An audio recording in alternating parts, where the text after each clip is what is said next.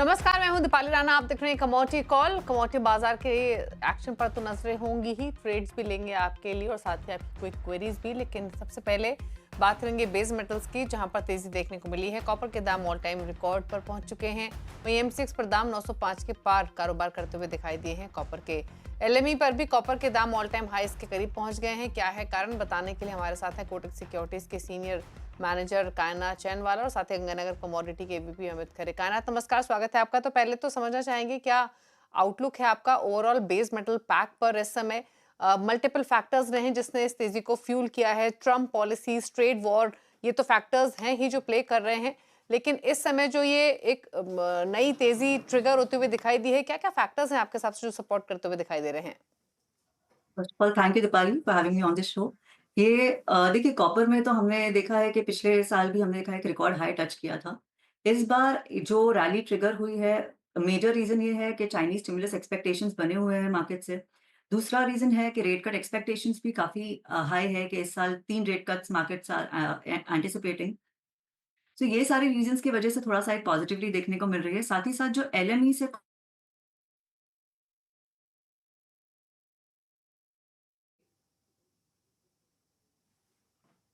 Okay, तो in fact कायनात से रिकनेक्ट करके उनकी लॉजिक्स को समझेंगे। लेकिन कॉपर 905 पर इस समय ट्रेड करते हैं ऑल टाइम हाइस पर। और अगर हम एलएमई की बात करें तो वहाँ भी प्राइसेस रिकॉर्ड हाइस पर पहुंचे हैं। एलएमई पर जो दाम है वो $10,000 के पार पहुंचते हुए दिखाई दिए हैं। कायनात से रिकनेक्ट करेंगे, तब तक एक राय कॉपर पर अमित की भी ले लेते हैं। अमित, बताइए आपकी राय क्या है कॉपर पर? अब नई नई पोजीशन बनाने के हिसाब से कितना कन्विक्शन है इन स्तरों पर? नमस्कार दीपाली, बिल्कुल काफ़ी अच्छा मोमेंटम हमने कॉपर के प्राइसेज़ में देखा। लगभग 780 के आसपास का इसका लो था अभी लास्ट 2 महीने पहले। अभी हम देख रहे हैं कि 900 के ऊपर प्राइसेज़ ट्रेड कर रहे हैं। मैं अप्रैल वाले कॉपर की तरफ जाना चाहूँगा। अप्रैल वाले कॉपर में अगर 907 के आसपास इसमें एक फ्रेश खरीदारी की जा सकती है। ₹909 के आसपास भाव चल रहा है।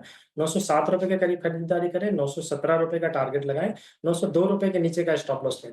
वहीं पे अगर दूसरे मेटल्स की मैं बात करूँ, जैसे ज़िंक देखूँ तो 277 के आसपास अप्रैल वाला ज़िंक में खरीदारी करनी चाहिए।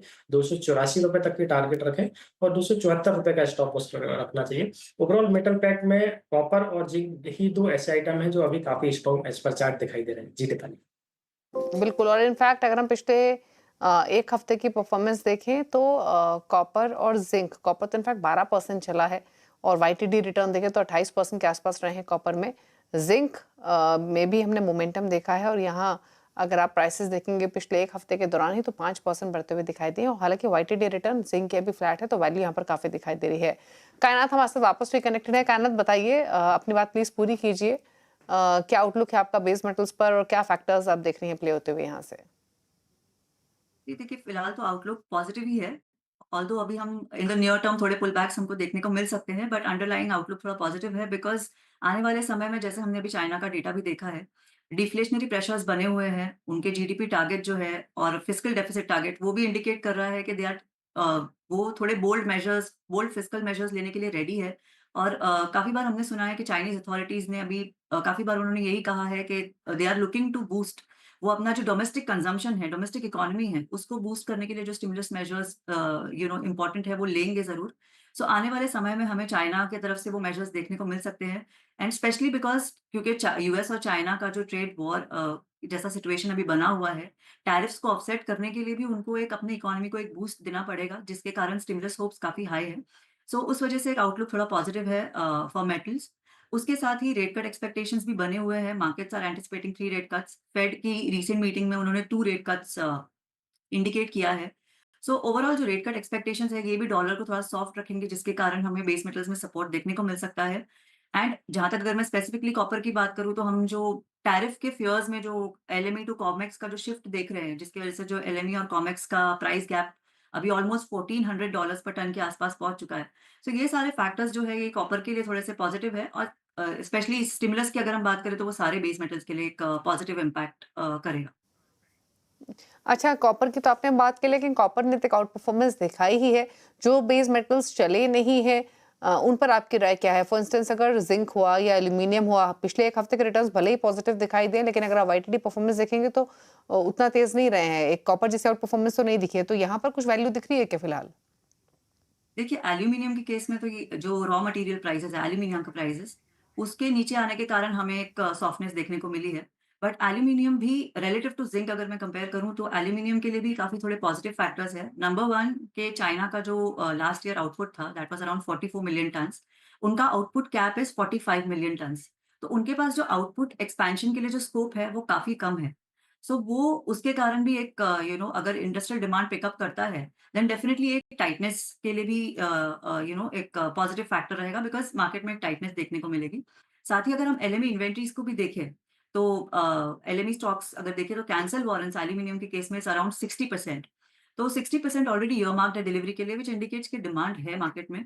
सो ओवरऑल ये जो फैक्टर्स है ये एल्यूमीनियम के लिए आगे आने वाले समय में पॉजिटिव रहेंगे। जहाँ तक हम सैंक्शंस या टैरिफ्स की बात करें, जो ईयू ने सैंक्शंस लगाए हैं ऑन एल्यूमीनियम, वो शायद ऑफसेट हो जाएगा बाय टैरिफ्स जो यूएस अनाउंस करने वाले हैं।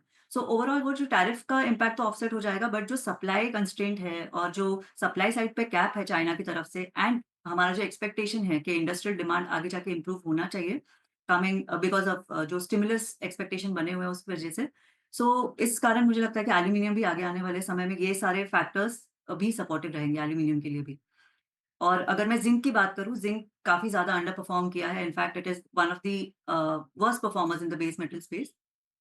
लेकिन ज़िंक ने हमने अभी रिसेंटली जो अप मूव देखा है, वो ख़ास करके इसलिए कि एक स्मेल्टर क्लोज़र आया है एंड अभी अगर इन्वेंटरी की भी हम बात करें, जो एलएमई इन्वेंटरी बहुत ज़्यादा स्टेबल थी या जो आपके कैंसल वारंट जो इन्वेंटरी होती है, जो डिलीवरी के लिए मार्क्ड होती है, वो 10% 15% के आस-पास चल रही थी। अभी वो ऑलमोस्ट इट्स लाइक 50 टू 60%।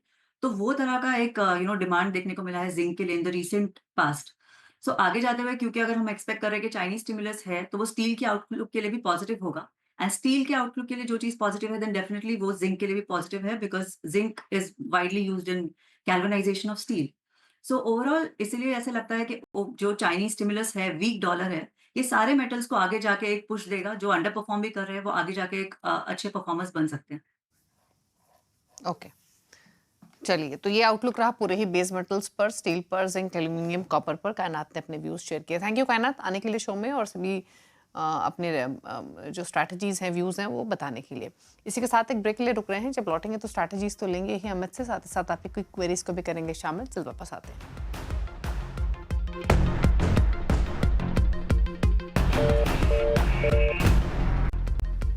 आप दे रहे हैं कमोडिटी कॉल, हमारे साथ अमित खरे बने हुए। लेते हैं हम ट्रेड्स। अमित बताइए कौन कौन से ट्रेड्स आपने आइडेंटिफाई किए हैं? एमसीएक्स वाईडी की अगर मैं बात करूं तो क्रूड ऑयल काफी अट्रैक्टिव चार्ट पे दिखाई दे रहा है। इसका जो एंट्री का लेवल है, खरीदारी का लेवल है 5950 के आसपास। अप्रैल वाला क्रूड ऑयल में फ्रेश खरीदारी की जानी चाहिए। 6100 रुपए के इसके टारगेट रहेंगे, वहीं पे 5900 रुपए के नीचे का स्टॉप लॉस लेके चले। कॉपर वायडा अप्रैल 907 के आसपास खरीदारी करें, 917 रुपए का लक्ष्य रहेगा और 902 रुपए के नीचे का एक स्टॉप लॉस फॉलो करें। वहीं पे अगर हम बात करें सोने चांदी की, तो सोने चांदी वापस फिर से लग रहा है एक नए हाई की तरफ जाते हुए दिखाई दे रहे हैं। इसमें जो करेक्शन होना था वो एज पर चार्ट पूरा हो चुका है। अप्रैल वायदा गोल्ड 87,500 रुपए के आसपास खरीदारी करें, 87,200 रुपए का स्टॉप लॉस लगाएं। ऊपर में 88,200 तक के टारगेट सोने में देखने को मिल सकते हैं। वहीं पे थोड़ा सा एनसीडीएक्स एग्री की हम बात कर लेते हैं, तो जीरा वायदा काफी अट्रैक्टिव अभी करंट में दिखाई दे रहा है। 22,000 के आसपास अप्रैल वायदा जीरा में खरीदारी की जानी चाहिए। शॉर्ट टर्म में 23,500 रुपए के टारगेट रहेंगे। वहीं पे स्टॉप लॉस की अगर मैं बात करूं तो 21,400 के नीचे का इसका स्टॉप लॉस रहेगा। दूसरा ट्रेड एनसीडीएक्स से ही कपास, खल, कुकुड अप्रैल वायदा 2750 के आसपास का भाव है। मौजूदा स्तर पर खरीदारी करें, 2850 के टारगेट रखें, नीचे में 2700 के नीचे का स्टॉप लॉस रहेगा। जी दीपाली। ओके, तो चलिए ये रहे आपके लिए ट्रेड्स अमित की तरफ से। थैंक यू अमित शो में आने के लिए और अपनी क्विक स्ट्रैटेजीज बताने के लिए। इसी के साथ एक ब्रेक के उस पर आवाज समाचार। नमस्कार।